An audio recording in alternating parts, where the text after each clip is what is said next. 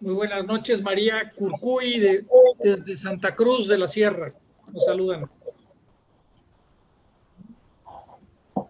¿De dónde más se conectan? A ver, cuéntenos, que se les quite la pena a los doctores.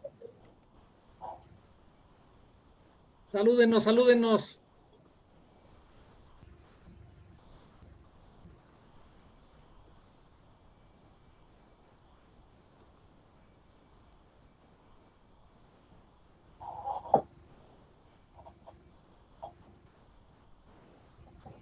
Ninguno se anima todavía. Aquí saludos desde Naucalpan, Estado de México, muy cerca de la Ciudad de México, y la doctora Sandra Díaz, desde Toluca, Estado de México, también en México. Muchos saludos a Bolivia.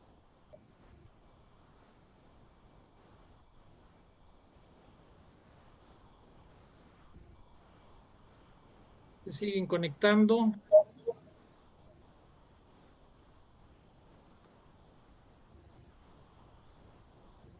Jurema Barba Áñez, Cintia Saonero Rojas, buenas noches. Viviana Cuaquira López, buenas noches.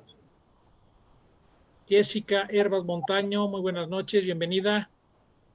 Yopi, Irene Pecho Yopi, Johan Sebastián Montellanos Carballo, perdón, buenas noches. Luis Eduardo Uriona Salvatierra, muy buenas noches. María Curcuya, te saludamos, bienvenidos. Martínez Samer, buenas noches. Rocío Rosado, bienvenida. Tania Meléndez, bienvenida, gracias por estar con Betcon, aquí con Podium, en esta noche que Betcon nos trae esta ponencia tan interesante. Tania Meléndez, muy buenas noches. Roxana Bacaflor, Ivette Vizcarra Verástegui, Walter Ichausti Melgar, fue el primero que se conectó. Muy buenas noches, Walter.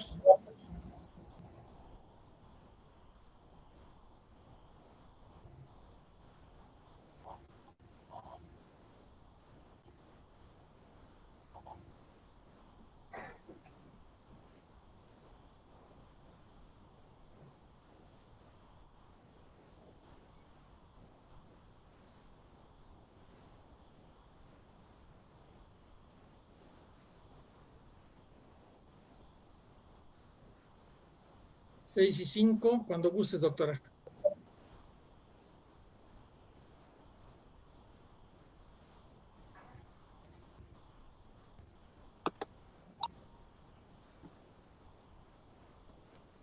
Perdón, di hora de México. 8 y 5, hora La Paz.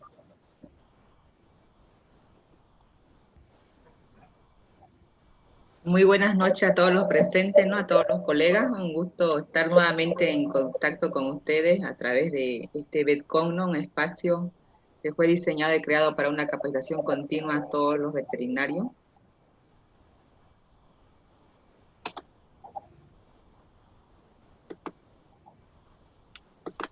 Betcon es un espacio de conferencias virtuales que Podium ha organizado para nuestros profesionales veterinarios. El objetivo principal es que ustedes, nuestros aliados estratégicos, profesionales veterinarios en Bolivia, estén actualizados con temas de interés en el medio, fomentando la capacitación continua y buscando el crecimiento profesional. Por eso hemos buscado profesionales referentes en el medio para que juntos exploremos temas actualizados y de interés que se puedan poner en la práctica de la clínica veterinaria. Este primer ciclo consta de 6 conferencias, de los cuales se entregará certificado por cada una. Hoy tenemos la grata presencia de la doctora Sandra Díaz González, aprendiendo sobre el tema cómo utilizar la ecografía para el diagnóstico en perros, donde veremos, por ejemplo, temas qué botones se debe conocer para dar una buena imagen ecográfica, cuando el sonido viaja por los tejidos, qué artefacto provoca, y cómo se deben realizar los cortes ecográficos de los órganos abdominales. Estos son uno de los puntos que la doctora esta noche va a tocar en esta importante conferencia. Como es de su conocimiento, hemos realizado ya 4 conferencias de nuestro cronograma, de las 6 planificadas. Hoy estaremos con la 5ª conferencia y pronto anunciaremos la temática de la última conferencia, ¿no? Agradecer de antemano su presencia y seguir creciendo profesionalmente junto a Podium. Entonces ahora le paso a Gianfranco para que haga la presentación oficial de la doctora, ¿no? Y sobre el tema de esta noche. Muchas gracias, doctora Ponte. Muy buenas noches a todos, a todos los bolivianos que nos escuchan, a todos los médicos en Bolivia que se dedican a pequeñas especies. Quiero agradecer, antes que nada, a Podium y a Avícola Sofía por habernos permitido transmitir todas estas conferencias y la siguiente conferencia que ya será anunciada por Podium. Esta noche tendremos una invitada muy especial, una gran amiga de muchos años de conocernos y la cual estimo muchísimo, la quiero mucho, y es una maestra en lo que es imagenología. En breve se las voy a presentar, pero antes me gustaría dar algunos lineamientos con respecto al evento. Para los que no conocen este tipo de webinars, nosotros vamos a mantener todos los micrófonos apagados, inclusive de nosotros, los organizadores. Solamente dejaremos abierto el micrófono de la doctora Díaz, esto para evitar cualquier contaminación auditiva y que se escuche mejor la doctora, ¿no? Ella pondrá su presentación, su video, y pueden hacer sus preguntas tanto en el chat que tienen del lado derecho de su pantalla, como también van a encontrar un botón que dice preguntas y respuestas. Si nos las van poniendo ahí durante la ponencia de la doctora, nos lo escriben, nosotros vamos leyéndolas y preparándolas para que al final, ya que concluya la ponencia de la doctora, yo las vaya leyendo, las preguntas, para que la doctora nos haga favor de irlas contestando. Esperemos que la doctora pueda tener tiempo de contestar todas las preguntas. Si queda alguna pendiente, pues posteriormente se las haríamos llegar vía correo electrónico. A nombre de Vet Business Latinoamérica, la plataforma que ustedes ya conocen, el cual se pueden inscribir gratuitamente y recibir información sobre cursos y gestión veterinaria en alianza con Podium y Avícola Sofía, pues estamos organizando este tipo de eventos.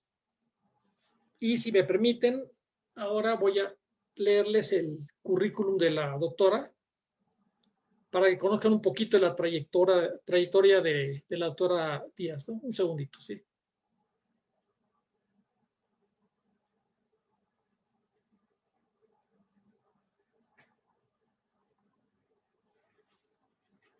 La doctora Sandra Díaz González Vieira es médico veterinario especialista en medicina y cirugía de perros y gatos.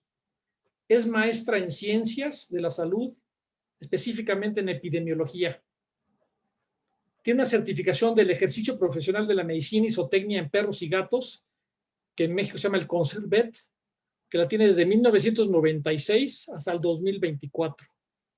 Tiene una estancia especial en el Colorado State University en Estados Unidos, en James Boss Hospital, Departamento de Ciencias Veterinarias, Clínicas Veterinarias, Centro Médico, Medical Center, en Cardiología y Radiología. Tiene reconocimientos muy importantes. Lleva 30 años la doctora de servicio académico laboral en la Facultad de Medicina Veterinaria y Zootecnia en la Universidad Autónoma del Estado de México. 27 años como responsable del área de radiología y ultrasonido, Hospital Veterinario de Pequeñas Especies en la Universidad Autónoma del Estado de México. Más de 40 años de experiencia particular en el área de imagenología clínica veterinaria. Ha dado ponencias con temas de radiología, ultrasonografía abdominal y ecocardiografía en coloquios, foros de investigación y de estudios avanzados, congresos veterinarios, seminarios y jornadas médicas, cursos como el taller en Asociaciones Nacionales de México, cursos internacionales en especialización en radiología y ultrasonido. Tiene premios y reconocimientos de trabajos libres con el Congreso Veterinario de León, que por cierto es el congreso más grande del mundo, Congreso Nacional de AMBEPE, Congreso Veterinario de Guadalajara. Tiene publicaciones en revistas de actualización veterinaria impresas y electrónicas y memorias en cursos. Y sin más preámbulo, los dejo con la doctora Díaz. Muchas gracias, Sandra.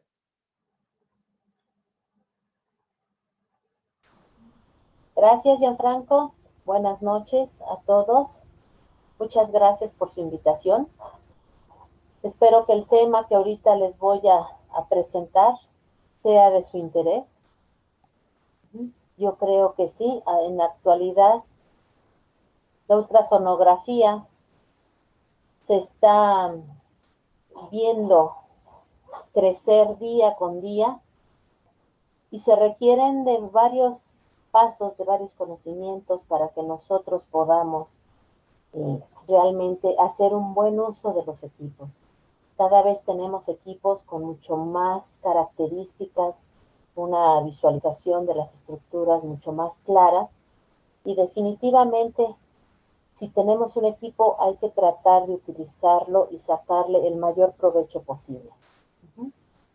Me da mucho gusto que a través de este medio nos podamos comunicar y que podamos seguir actualizándonos en las diferentes técnicas para el beneficio de nuestros pacientes, específicamente en lo que viene siendo la cuestión de la clínica de las pequeñas especies.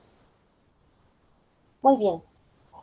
Quiero iniciar esta plática de alguna manera que podamos ir conociendo o entendiendo cuáles son las características en cuanto a lo que viene siendo la ecografía o ultrasonografía. Para tal caso necesitamos nosotros primero entender de qué manera viaja el sonido a través de los diferentes medios donde se va propagando. Esta es una técnica totalmente independiente a cualquier otra técnica de imagenología. Entonces, vamos a entender en realidad qué viene siendo el sonido, que es la manera en que viaja, va atravesando diferentes estructuras y se va formando una imagen en el monitor de lo que viene siendo nuestro equipo de ecografía. ¿Sí? De aquí mencionamos que un movimiento vibratorio tiene esas propiedades elásticas. ¿Qué significa eso? Que mientras el sonido va viajando, se topa con una pared de cualquier tipo de tejido, y en el cual, dentro de sus propiedades elásticas, este sonido rebota y se regresa nuevamente a nuestra sonda del equipo de ultrasonido en forma de eco para ser procesada por la máquina y plantearla sobre un monitor. Algo similar sucede con algunos de los animales que tenemos aquí en nuestro mundo. Aquí les pongo el ejemplo de un murciélago. El murciélago se va a guiar en base a ultrasonidos. ¿Cómo es el mecanismo del envío de un sonido y de la captación de un eco? Ponemos el ejemplo aquí en este dibujo del murciélago. El murciélago va a emitir determinadas ondas de sonido a diferentes frecuencias, amplitudes y a determinada velocidad. Este sonido viaja hasta que se topa con un objeto, ya sea su alimento o sea un muro de piedra. Al topar este sonido con este objeto, se va a regresar el sonido en forma de eco, también con diferente frecuencia, diferente velocidad, hasta que el mismo animal lo capta y de esa manera él sabe a qué distancia se encuentra este objeto para considerar si tiene que ser más veloz o reducir su velocidad.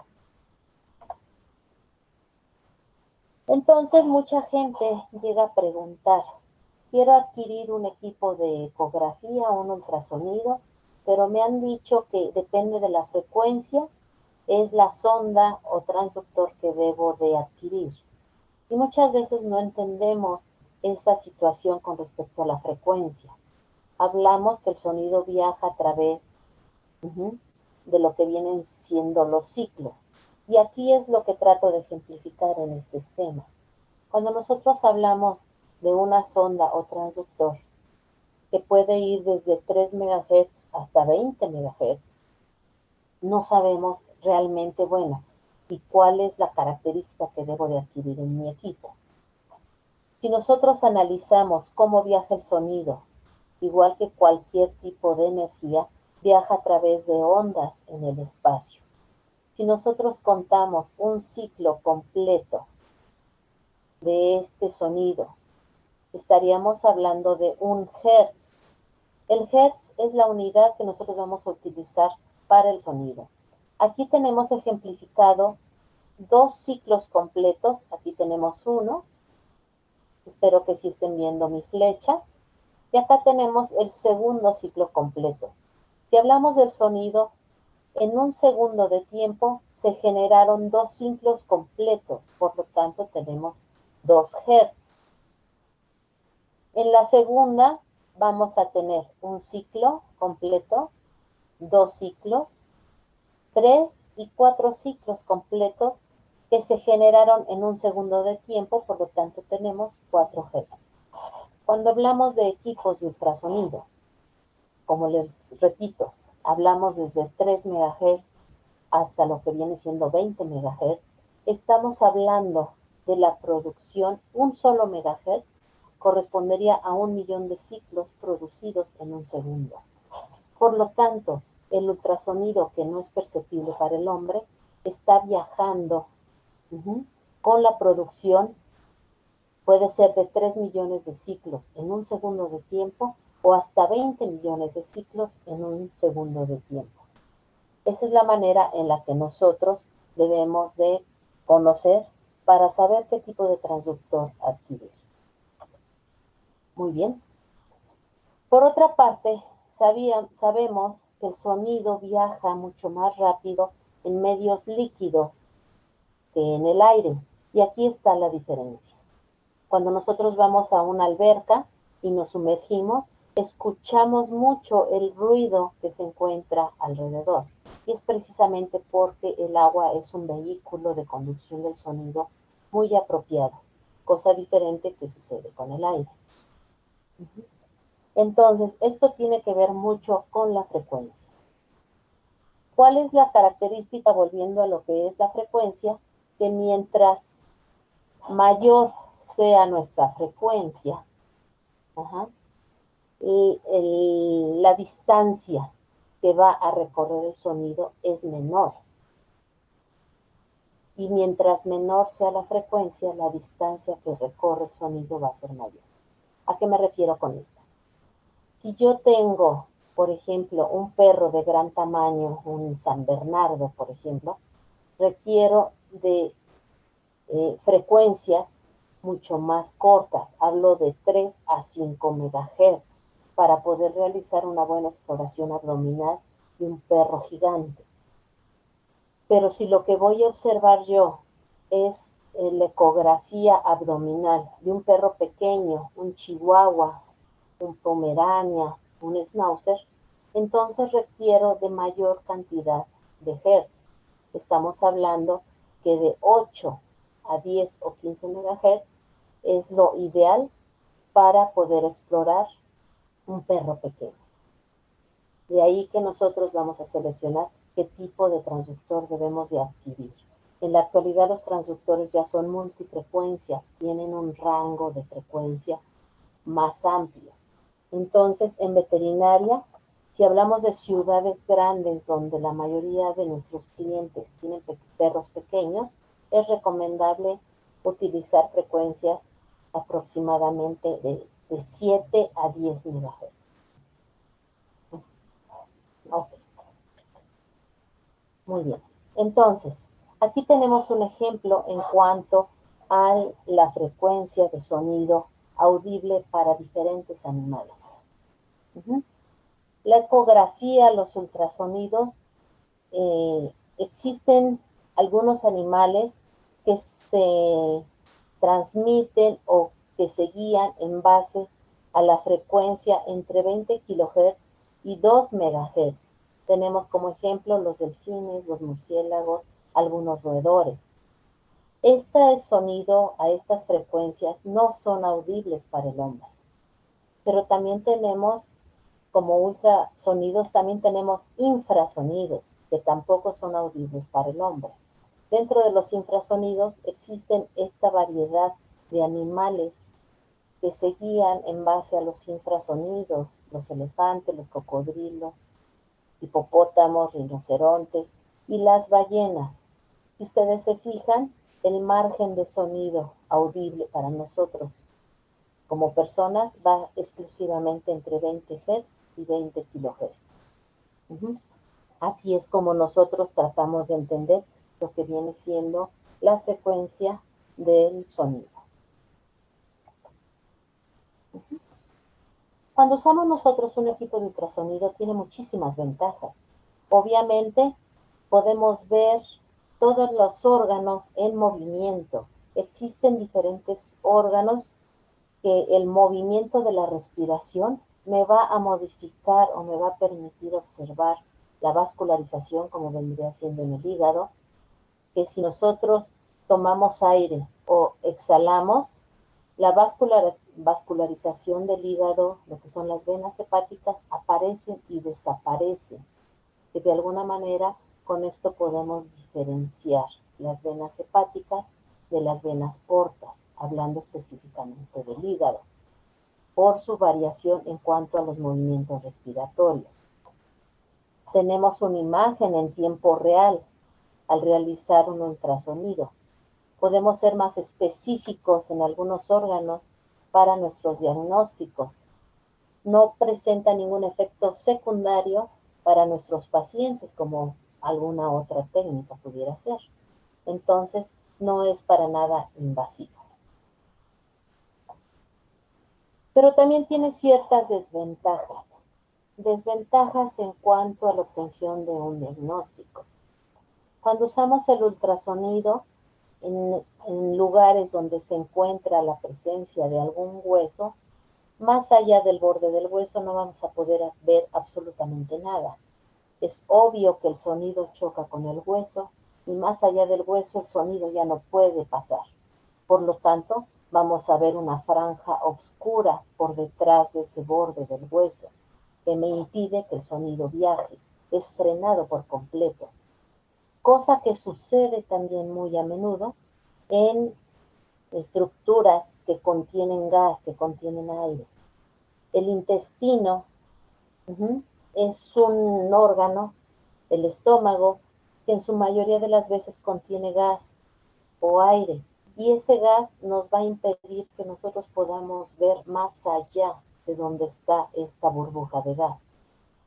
Esto les podría yo poner de ejemplo si sospechamos de una obstrucción intestinal.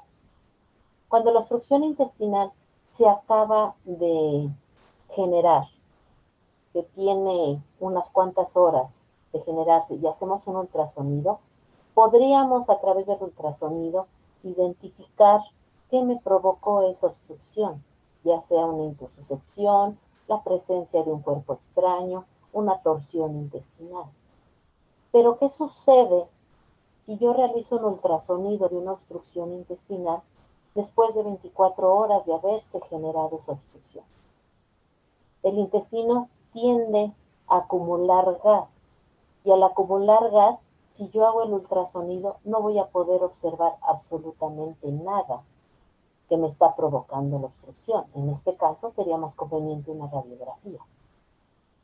Esas características son importantes de considerar para saber qué técnica por imagen voy a utilizar. El ultrasonido no me va a resolver todo. Tiene mucho que ver el hecho de conocer la fisiopatología de cada enfermedad para determinar si el ultrasonido va a ser una técnica ideal para el diagnóstico o mejor utilizo otra técnica.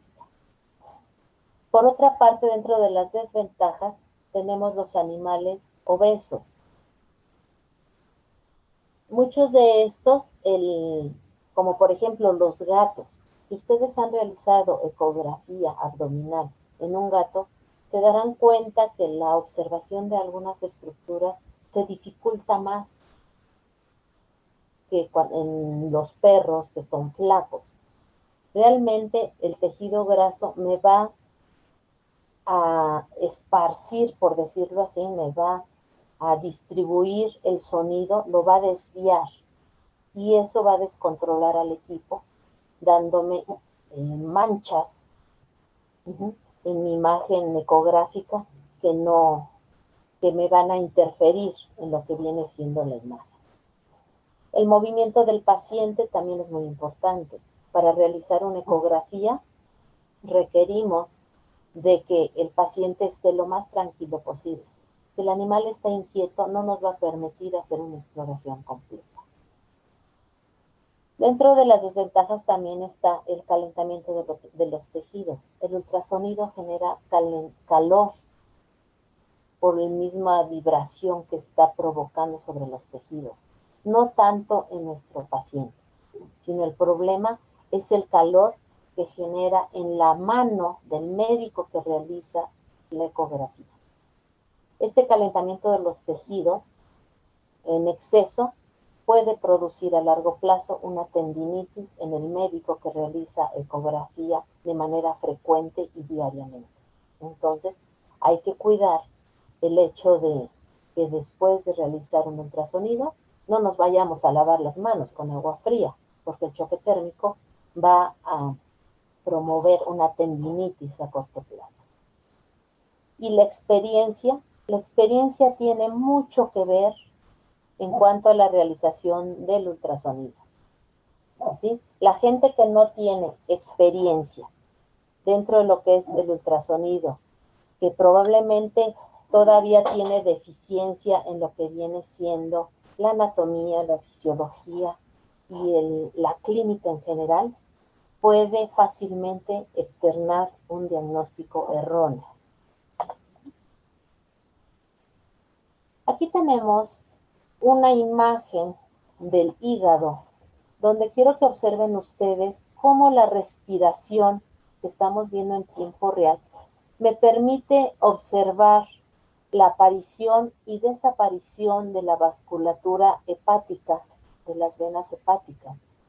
Yo tengo que considerar esto en algunas patologías, principalmente de tipo cardíacas, hipertensivas, en donde si este fenómeno de aparición y desaparición no existe en el hígado, entonces estoy considerando que existe una concentración de sangre en lo que viene siendo la vena cava caudal y por lo tanto en las venas hepáticas. Si la imagen de las venas hepáticas persiste durante la respiración, tenemos una congestión venosa. Lo normal es lo que estamos viendo en este video, la aparición y desaparición de la vena. Ahora, ¿cómo vamos a diferenciar las venas hepáticas de las venas portas? Hablando del hígado en particular, las venas portas tienen paredes mucho más gruesas que la vena hepática. Y si ustedes observan aquí de manera paralela, donde marca mi mano, déjenme ver si puedo señalar aquí con el punto láser. En este punto se alcanzan a ver dos líneas hiperecoicas o blancas paralelas que corresponden a las venas portas. Esas se mantienen presentes durante la respiración, a diferencia de las venas hepáticas. Son dos irrigaciones totalmente independientes y diferentes. Incluso podemos observar aquí con poco detalle lo que viene siendo la circulación de la vena cava. Entonces, ¿cómo se va a propagar el sonido? A través de energía eléctrica. Hay unos transductores que presentan cristales piezoeléctricos que por la vibración se produce el sonido que va a viajar y va a atravesar los tejidos. En la actualidad, los ultrasonidos más modernos ya no presentan cristales en su transductor. Ahora es un mecanismo electrónico en fase que nos da una visualización de los tejidos mucho más clara utilizando transductores de cristales piezoeléctricos. Todas las ondas o transductores tienen un punto o una señal que nosotros debemos de respetar a la hora de realizar los estudios ecográficos.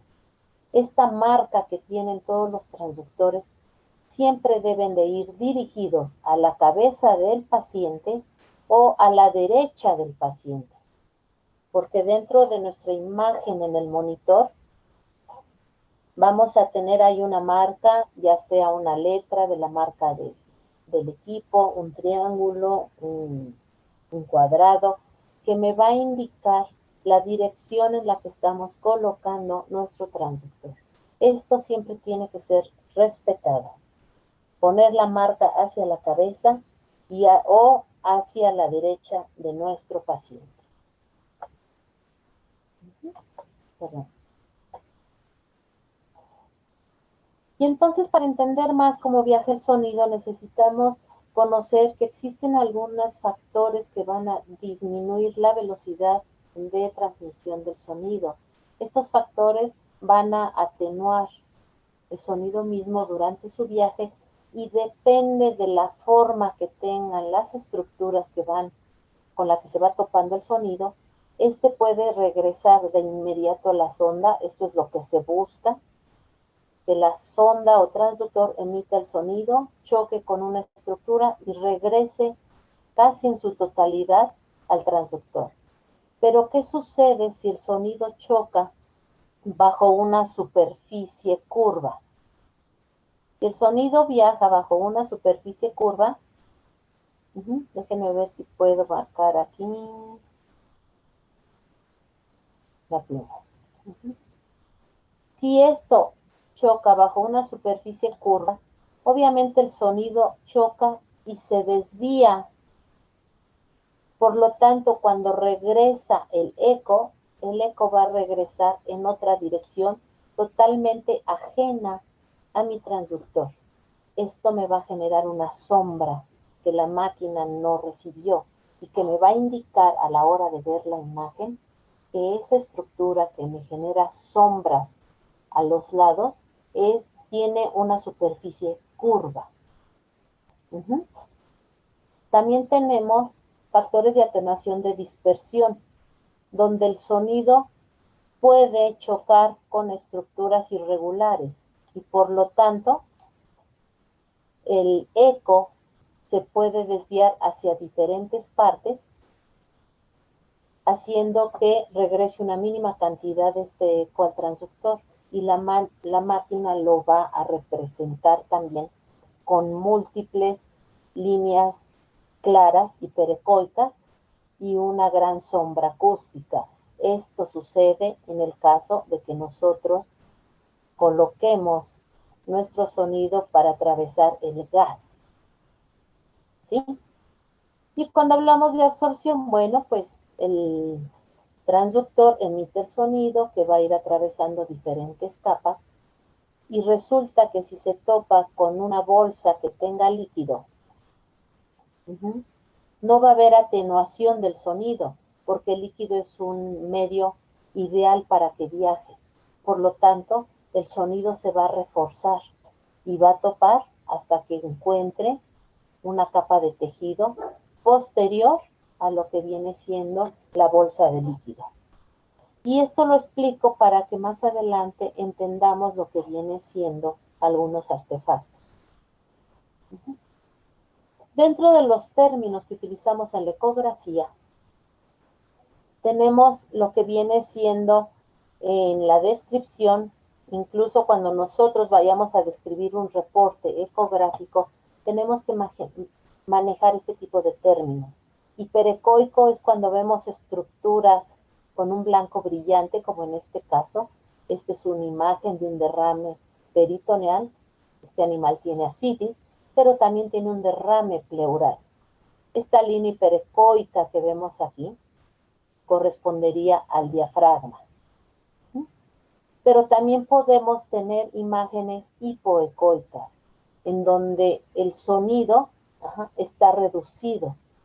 Como en este caso, vemos esta burbuja con contenido de color grisáceo oscuro que nosotros podemos describir como hipoecoico. En la ultrasonografía tenemos que hacer comparaciones de hiperecoico, hipoecoico y de esa manera hacer una descripción para nuestro reporte. Imágenes anecoicas es un líquido puro. Si este líquido abdominal que les estoy marcando aquí tuviera sangre, tendría alta celularidad, por lo tanto no sería anecoico, se vería como este círculo, se vería hipoecoico. Y yo ecográficamente puedo mencionar que el contenido del líquido abdominal tiene alta celularidad, probablemente por presencia de pus o por presencia de sangre. Pero cuando es un trasudado simple, sí, lo voy a mencionar como un líquido anecoico. Y cuando hablamos de un término isoecoico, iso ya sabemos que significa igual. Entonces podemos decir que este tejido que estoy señalando aquí es isoecoico con este otro tejido que se encuentra abajo. Dentro de la descripción utilizamos estos términos y también vamos a utilizar términos en parénquimas, donde podemos decir si el parénquima hepático es homogéneo, está parejito, o es heterogéneo, como tenemos en este ejemplo. Aquí tenemos un hígado donde vemos que tiene zonas heterogéneas que me están indicando patología hepática. Entonces, dentro de la gran gama de tonalidades grises que me da la ecografía, existen 3 órganos de referencia en todos los mamíferos, incluyendo al hombre, en donde el vaso va a ser hiperecoico con relación al hígado. Y aquí lo vemos. Aquí tenemos una imagen de un vaso que es hiperecoico con relación al hígado. Y el hígado puede ser isoecoico o hiperecoico con relación a la corteza renal. Entonces, esta regla en cuanto a la ecogenicidad, debemos nosotros de respetarla, porque si se llegara a invertir, por ejemplo, supongamos que el vaso fuera hipoecogénico o hipoecoico con relación al hígado. Si el vaso fuera más oscuro que el hígado, puedo sospechar de 2 cosas. Una es que tengo una congestión esplénica, o la otra es que tengo una hepatitis o una fibrosis hepática, porque se están invirtiendo las tonalidades entre estos 2 órganos parenquimatosos. Y lo mismo puede suceder con la corteza. Por lo tanto, siempre hay que considerar esta diferencia entre vaso, hígado y corteza renal. El más claro va a ser el vaso siempre. Ok. Aquí tenemos un video en donde también esto es un intestino y alcanzamos a ver que hay un líquido moviéndose en lo que viene siendo la cavidad peritoneal. En esta ecografía abdominal vemos como hay múltiples puntos hiperecoicos flotando y moviéndose en la cavidad peritoneal. Obviamente esto yo lo voy a reportar como contenido líquido de alta celularidad. No puedo decir que es un trasudado simple porque no es anecoico. Al contrario, está hipoecoico. Aquí, este paciente lo que tenía era un hemoperitoneo. Y todo lo que vienen siendo las células sanguíneas, lo que son los eritrocitos, los glóbulos blancos, se pueden ver por la alta celularidad. Aquí tenemos sangre en lo que viene siendo el líquido peritoneal. Y de esa manera empezamos nosotros a especificar lo que estamos observando en la ecografía. Y el éxito de cualquier médico a la hora de hacer un ultrasonido, una ecografía, es dominar y entender por qué se producen los artefactos en lo que viene siendo la transmisión del sonido. Y como aquí lo dice claramente, estos artefactos van a ser imágenes que no corresponden a las estructuras reales. ¿Qué significa eso? Que cuando yo realizo un estudio ecográfico de cualquier estructura, ya sea abdominal, torácica, cardíaca o incluso de tendones en caballos, por ejemplo. Estamos hablando que el 90% de mis imágenes que observo en el monitor son artefactos. Y si no conozco los artefactos, si no los domino, no puedo saber realmente lo que estoy observando. Y para entender los artefactos, esto genera mucha confusión en todos los médicos, porque cada libro que ustedes puedan abrir para entender los artefactos trae nombres diferentes de los artefactos cuando terminan siendo los mismos.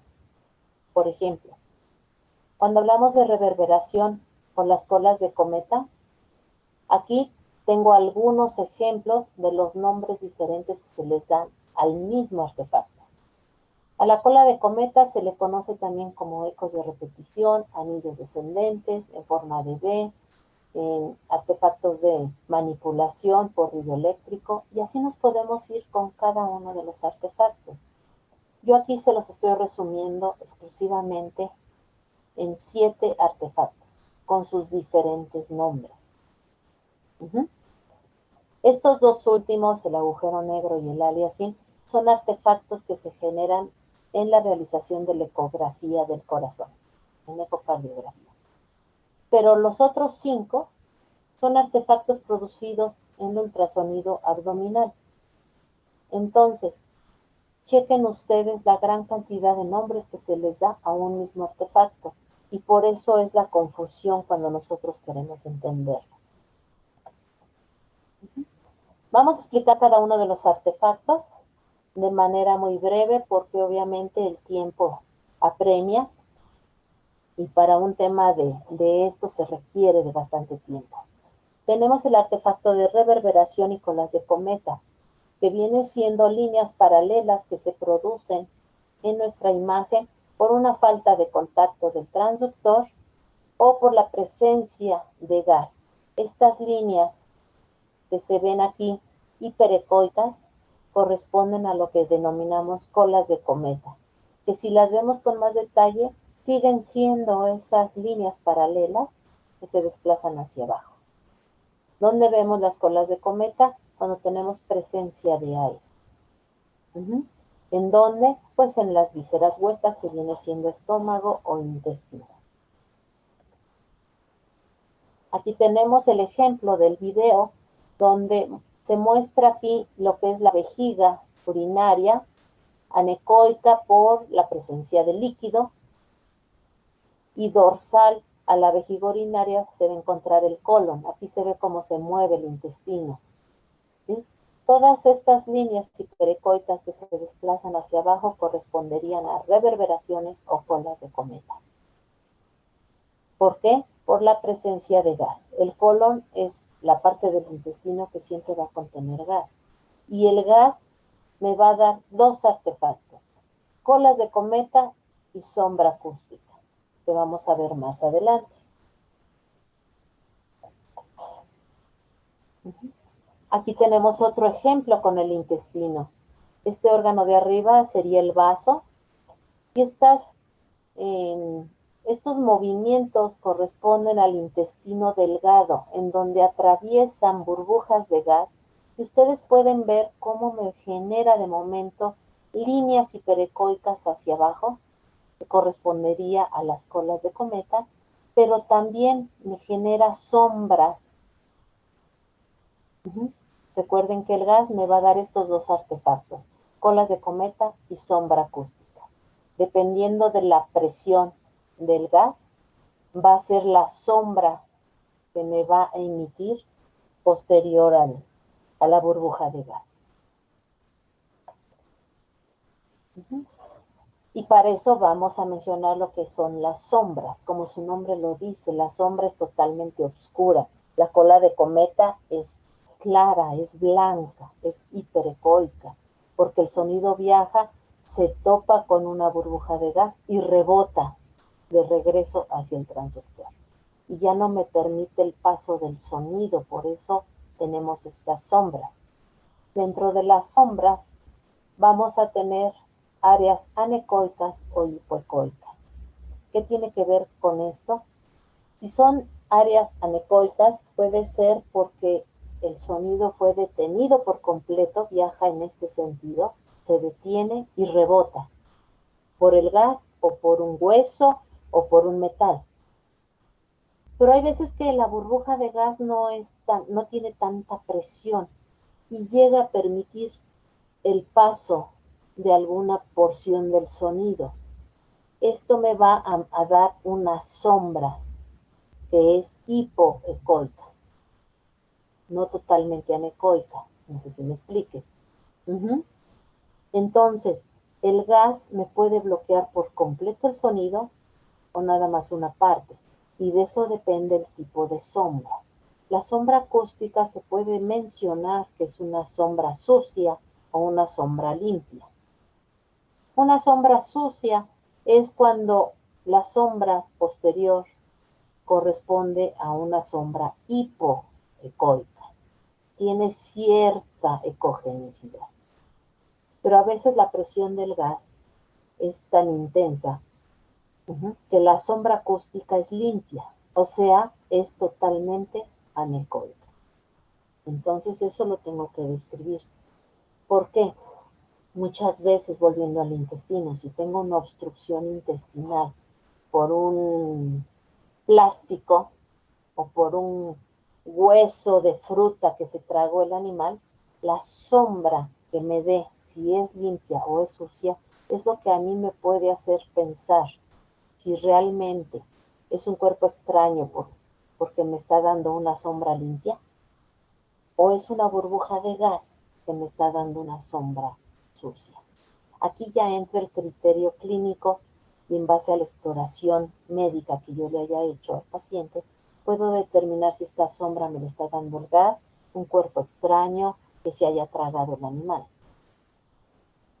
Por otra parte, existen sombras laterales, que a fin de cuentas son sombras acústicas que se generan, como hace rato lo mencionábamos, porque el sonido viaja en esta dirección, se topa con una estructura curva y se desvía el sonido. Entonces, cuando yo observe sombras acústicas laterales, es porque la estructura que estoy observando tiene forma curva.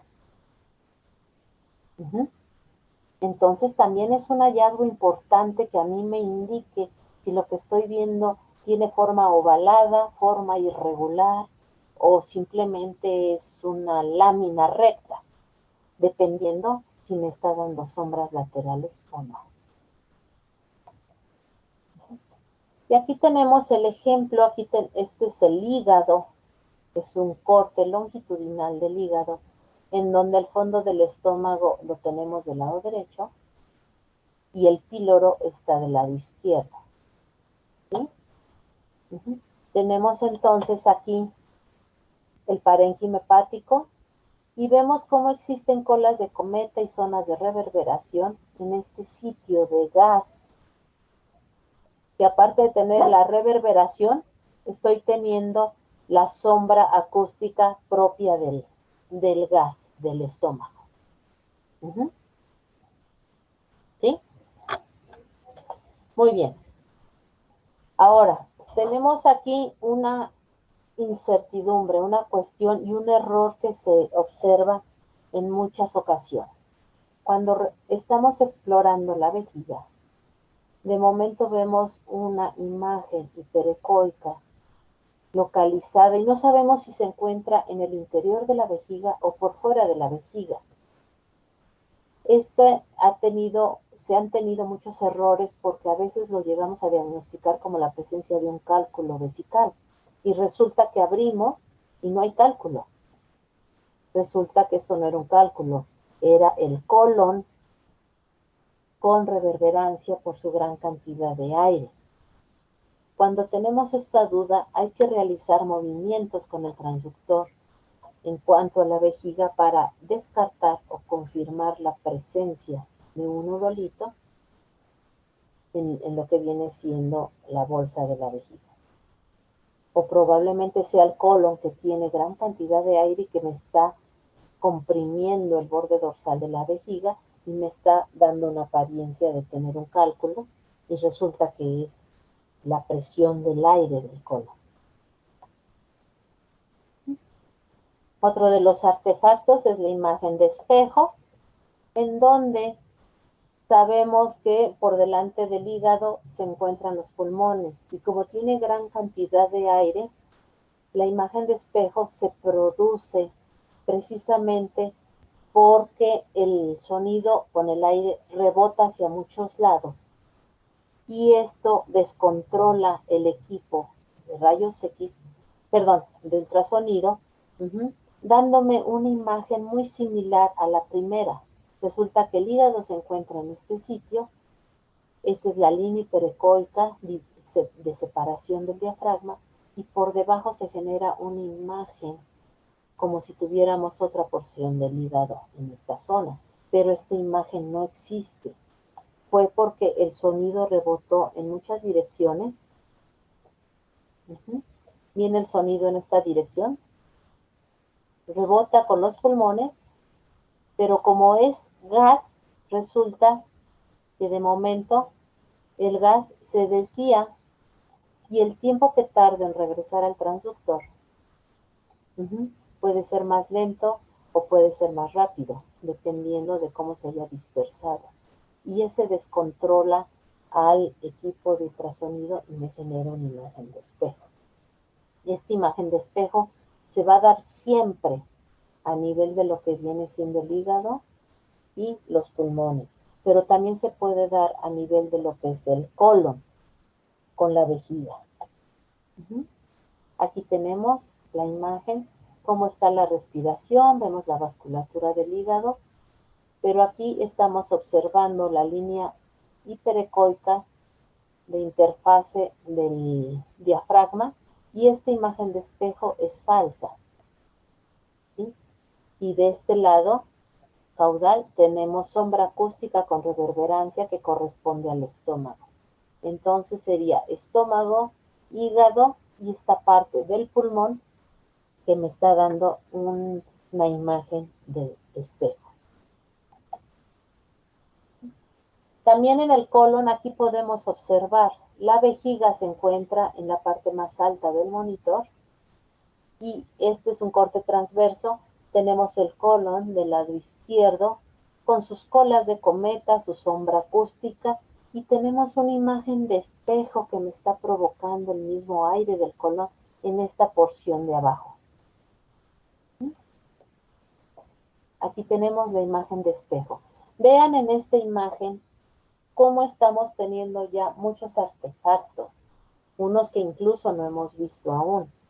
Tenemos sombra acústica, cola de cometa, imagen de espejo. Los tres artefactos que ya vimos están presentes aquí y los que nos faltan de ver sería un refuerzo posterior, un defecto de pared y con esto cumplimos ya el 90% o más de los artefactos vistos nada más en esta sola imagen en movimiento. El refuerzo posterior se va a dar siempre por detrás de una bolsa con líquido. Como ya habíamos platicado que el líquido no genera ningún tipo de freno del sonido, entonces no lo va a atenuar. Viaja el sonido en esta dirección, se topa con una bolsa de líquido y en lugar de que frene el sonido, lo va a acelerar. Y cuando topa el sonido con las siguientes estructuras que están abajo, se va a ver un incremento en la brillantez provocado precisamente porque no hubo atenuación en este líquido. En el resto de los tejidos siguió viajando el sonido, pero aquí, como se topó con una bolsa de líquido, se reforzó el sonido y por eso estamos nosotros observando que hay un refuerzo del sonido posterior al líquido. Y vean ustedes toda esta zona blanca, mucho más clara que el resto del parénquima hepático. A eso le denominamos un refuerzo posterior. ¿Para qué nos va a servir un refuerzo posterior? Resulta que si en algún parénquima encontramos una patología donde observemos varias estructuras redondas con contenido hipoecoico o anecoico, ¿cómo puedo yo determinar si una estructura o varias estructuras con contenido anecoico o hipoecoico pueda ser sangre, pueda ser un absceso o pueda ser un quiste? La manera de diferenciar un quiste de un coágulo, de un absceso, es el refuerzo posterior. Un quiste siempre va a ser anecoico y siempre me va a generar un refuerzo posterior. Un absceso no me va a generar refuerzo posterior, ni tampoco un acúmulo de sangre. Solamente un quiste me va a generar un refuerzo posterior. Por eso es importante conocer las diferencias en cuanto a estos artefactos ecográficos. Aquí tenemos nuevamente este video, es la vesícula biliar, el hígado nuevamente. Y vemos cómo la vesícula biliar me genera posterior a ella un refuerzo posterior porque el sonido viajó a través del líquido, ¿sí? Y no hubo atenuación. Entonces, este es un refuerzo posterior. Supongamos que este círculo fuera un quiste. El refuerzo posterior que veríamos sería igual.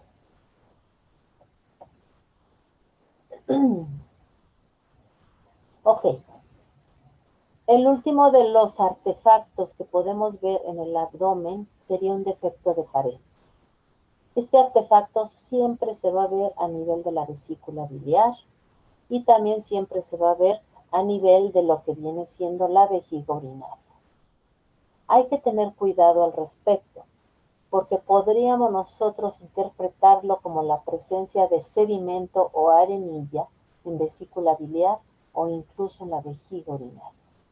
Si nosotros ejercemos mucha presión con el transductor sobre el abdomen, podemos comprimir la vejiga sobre el colon. Entonces me va a generar una imagen falsa de sedimento por la presión que estoy ejerciendo. Otra situación es cuando el colon tiene también mucho gas, puede ejercer presión sobre la pared dorsal de la vejiga y darme nuevamente una imagen de sedimento urinario que no existe realmente. Y lo mismo sucede en la vesícula biliar. La vesícula biliar, como tiene forma de pera, el sonido viaja en esta dirección y atraviesa una distancia mayor en una porción de la vesícula y una distancia menor en la porción de la vesícula, generándome la visualización del mismo parénquima hepático antes de la otra imagen, y eso me va a dar una imagen de arenillas o de sedimento. ¿Cómo puedo evitar esto? Moviendo el transductor, girándolo, no ejerciendo tanta presión sobre la pared abdominal para evitar este tipo de artefacto y tener error en nuestra interpretación. Entonces, esta falsa imagen de sedimento la podemos evitar sin ejercer tanta presión en del transductor sobre la pared. Aquí tenemos los 5 artefactos únicos presentados en la ecografía abdominal. Dominando las características de cada artefacto y sus consideraciones en cuanto a las sombras laterales, la sombra acústica limpia o sucia, la reverberación, el refuerzo posterior. Podemos nosotros entonces diferenciar si lo que estamos viendo es un quiste, un cuerpo extraño, una burbuja de gas. De esa manera podemos nosotros ir orientando nuestro diagnóstico, dominando las características de cada artefacto. Me voy a regresar nuevamente al video previo que les mencioné, donde, a ver si aquí donde podemos ver en este exclusivo video cómo tenemos el 100% de los artefactos descritos. Nuevamente se los repito. Tenemos defecto de pared en la vejiga urinaria. Vean cómo se ve aquí, como si la vejiga urinaria tuviera contenido. Pero es que estamos ejerciendo mucha presión. El colon, por su cantidad de gas, está comprimiendo la pared de la vejiga y dándome también este defecto de pared. Luego, el gas del colon me está dando colas de cometa o reverberación, sombra acústica sucia, una imagen de espejo que sería el cuarto artefacto, y la vejiga por su contenido de líquido me está dando un refuerzo posterior en este sitio. Estoy considerando nada más en este video los 5 artefactos que acabamos de describir. Esta es una imagen en corte transverso de la vejiga donde tenemos el colon del lado izquierdo. Y estos 2 círculos que están aquí corresponden a la arteria y la vena, que viene siendo la aorta y la vena cava. Muy bien. Entonces, me faltarían 2 artefactos más que corresponderían a artefactos que se visualizan principalmente en el corazón.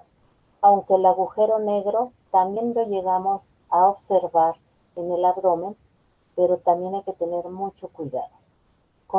Ahora sí que he observado errores diagnósticos por ecografía por no conocer el artefacto de agujero negro en derrame peritoneal. Y ahorita vamos a ver por qué.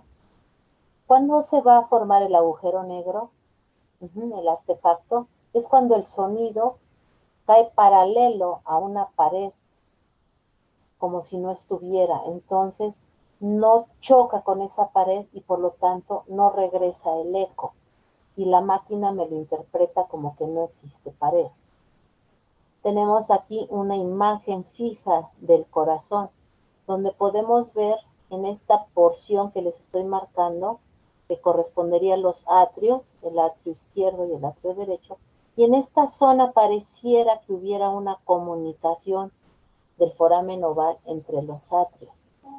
Y resulta que el sonido pasó paralelo a esta pared y no la registró, por lo tanto me dio una imagen de ausencia de pared. Eso es el artefacto de agujero negro. Y aquí tengo nuevamente un corte transverso, un eje corto de la base del corazón, donde es muy frecuente. Esta es la aorta y aquí está la arteria pulmonar. Muchas veces vemos como que la pared que existe entre la aorta y la arteria pulmonar no existe, como que hay una comunicación.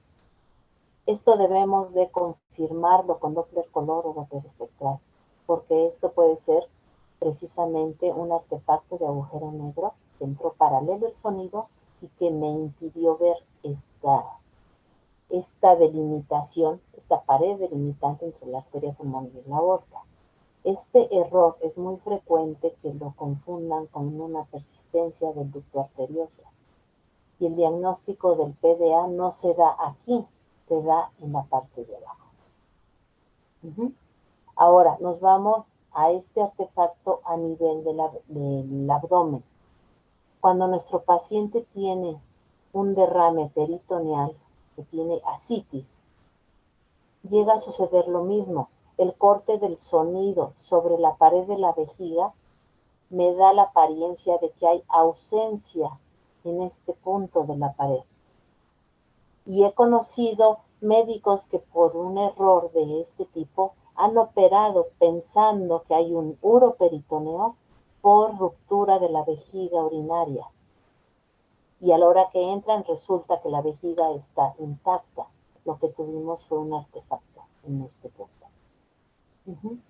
Si hubiera habido ruptura de la vejiga en este punto, alcanzaríamos a ver la pared ondeando en el líquido. Tenemos que confirmar bien si realmente es la ruptura de la vejiga o fue este artefacto. Y el último artefacto corresponde al aliasing.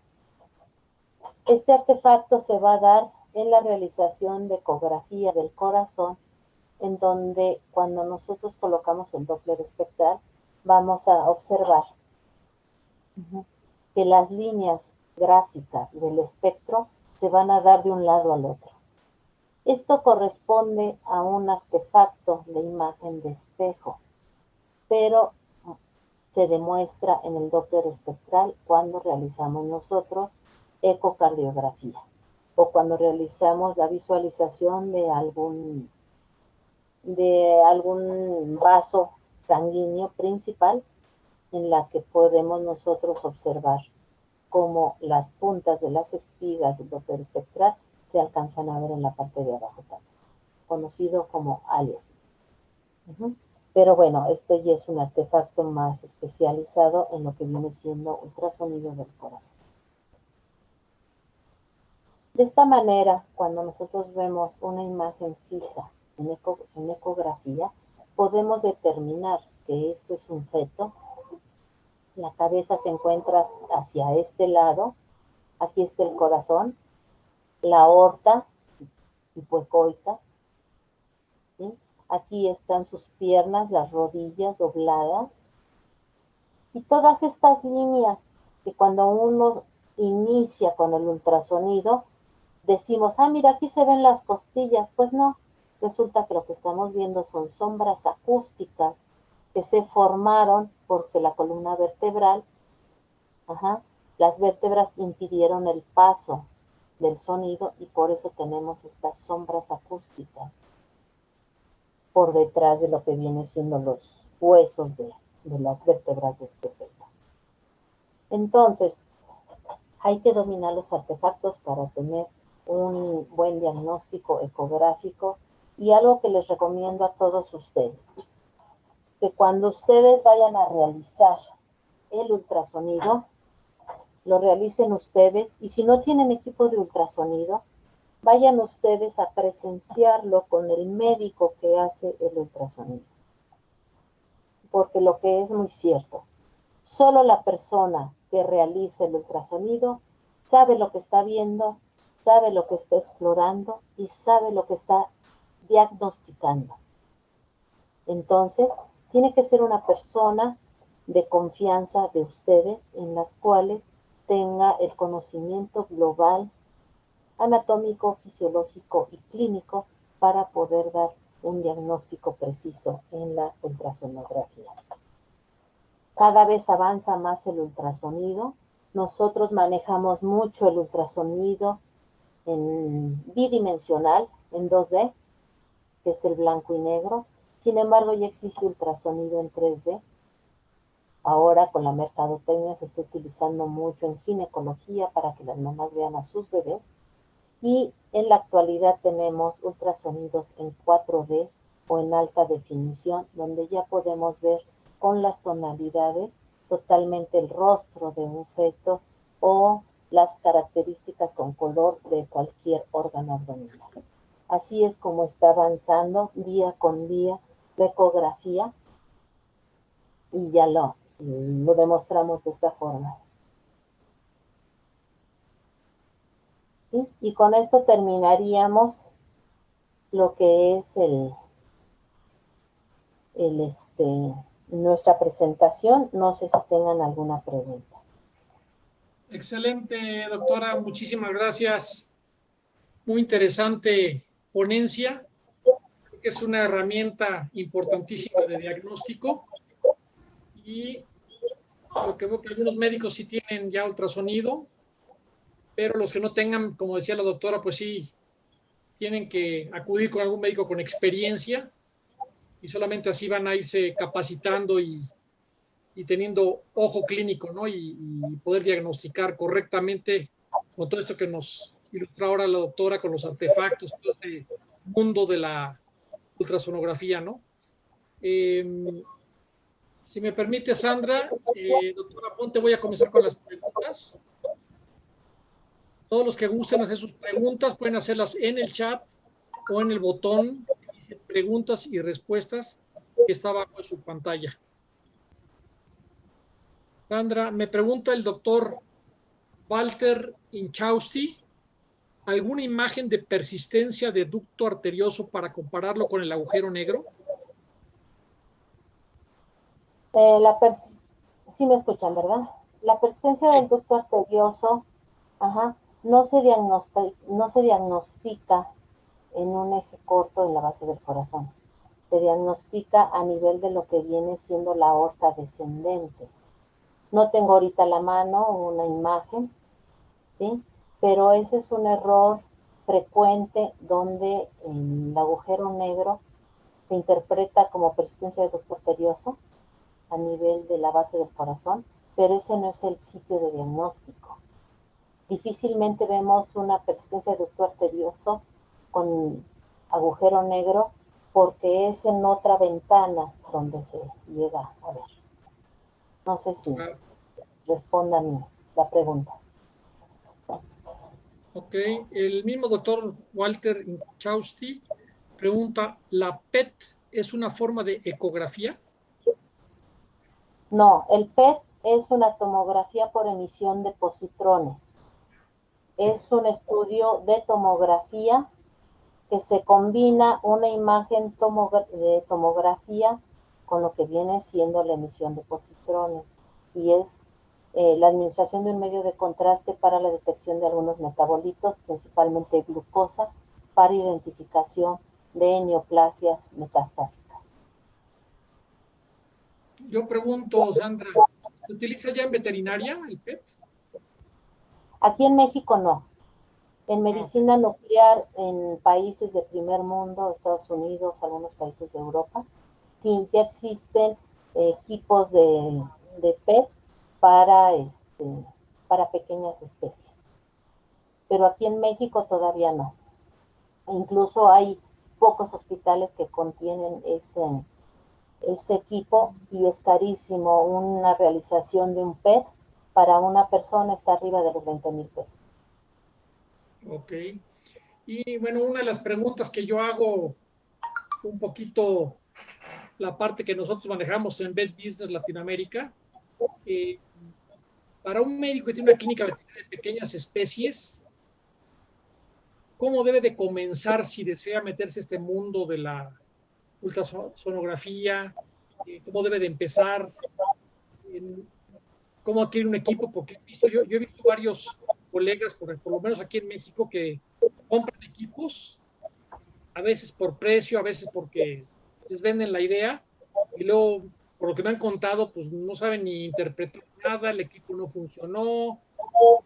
¿Cómo orientar al médico a los médicos en Bolivia para que tomen los pasos correctos si quieren entrar a este mundo de este tipo de diagnósticos? Sí, mira, en realidad, desde mi punto de vista, es muy alarmante la situación de la compra desmedida de equipos de ecografía, sin tener el conocimiento de la física de transmisión del sonido y no se diga el conocimiento clínico en sí en estos equipos. No hablo de la veterinaria en particular, hablo en medicina para humanos. En medicina para humanos también existen muchos errores diagnósticos por desconocimiento de la utilización del equipo mismo, o a veces por desconocimiento del clínico en cuanto a lo que está diagnosticando. La veterinaria tiende en el futuro a generar subespecialidades, como lo vemos en medicina. Ahorita, dentro de la medicina de clínica de pequeñas especies, hacemos de todo. Somos cardiólogos, urólogos, gastroenterólogos, imagenólogos. Y Claro. no podemos abarcar tal inmensidad de conocimiento. Yo siento que la tendencia va a estar en las subespecialidades de que el médico que se dedica a cardiología va a ser pura cardiología.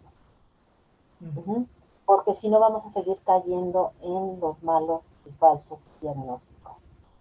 Claro. Es mi punto de vista muy particular.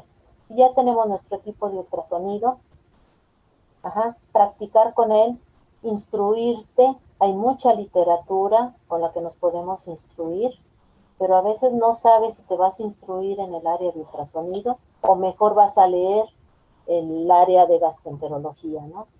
Es mucha información y no podemos abarcar todo. Ok, perfecto, gracias, doctora.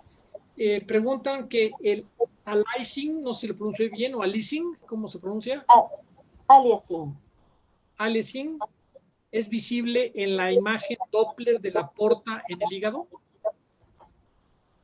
Sí, claro.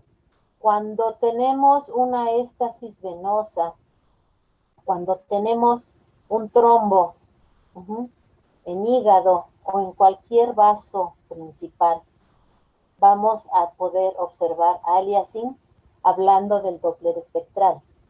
Este aliasing viene siendo lo mismo que una imagen de turbulencia en el Doppler color. El Doppler color viene siendo lo mismo que el Doppler espectral. La diferencia es que el Doppler espectral podemos tomar medidas y en el Doppler color no, pero es lo mismo. Ok, nos pregunta, perdón, no veo el apellido es Fernández, doctora o doctor Fernández, no veo el nombre. Pregunta, para mantenimiento de mi transductor, ¿cuál sería la forma correcta de su limpieza? Simplemente con agua y un trapo húmedo, siempre limpiarlo después de utilizarlo. Nunca dejarlo sucio con el gel. No utilizar ningún tipo de sustancia cáustica porque destruimos la cubierta del transductor. Con que se utilice y en el momento se limpie, es más que suficiente. Con un trapo húmedo. Ok, perfecto.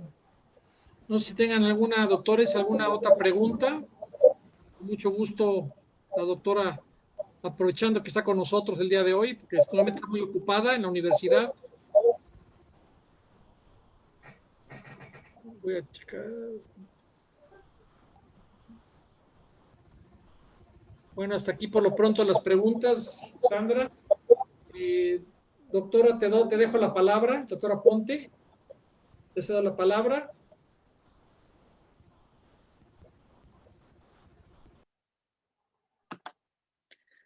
Buenas noches, ¿no? Todos muy agradecidos, ¿no? Por su presencia. Sabemos que hemos cubierto sus expectativas y que los conocimientos brindados esta noche podamos implementarlos, ¿no? En nuestra clínica, ¿no? Y que nos sirvan bastante, ¿no? Que eso es lo que nosotros queremos, ¿no? Que ustedes puedan implementar todos los conocimientos que nos entregan nuestros panelistas y que nosotros podamos también a ponerlo en la práctica. Nosotros como Podium creemos que la capacitación de nuestros aliados estratégicos como son los veterinarios es importante, es un proceso clave para el desarrollo y la competitividad del rubro veterinario.